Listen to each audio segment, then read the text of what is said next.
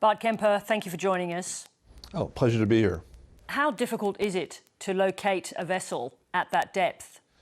Needle in a haystack's easier, and there's no. I'm not being facetious. It is there's already a fair bit of ground clutter there because of they're diving on a wreck that has a very wide debris field, and if you know exactly where to look and you have the right equipment, you'll find it readily.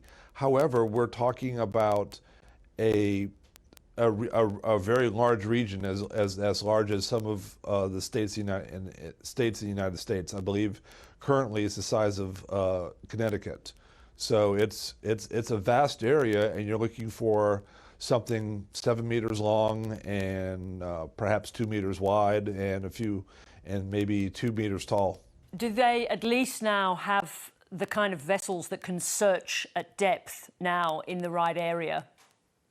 We have what we have, and I am not tracking all of what's going on there. The U.S. Coast Guard and the Canadian Coast Guard are running that show, but I will say this: there are only 10 submersibles that can reach that depth, and that are available outside the military and outside of governmental research.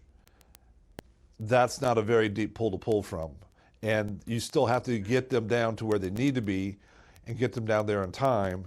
Everyone is just really not happy with the situation because you're left with some really agonizing choices. You were part of a group of professionals that raised concerns about the safety of the Titan. What was it that provoked those concerns?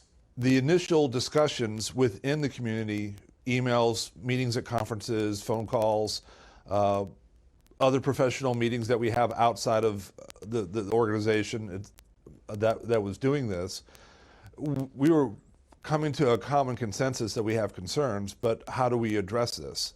So mine came from that the standard of care for this kind of work is to use codes and standards, such as the safety standard for pressure vessels for human occupancy. This is one of the codes and standards that's used for submarines.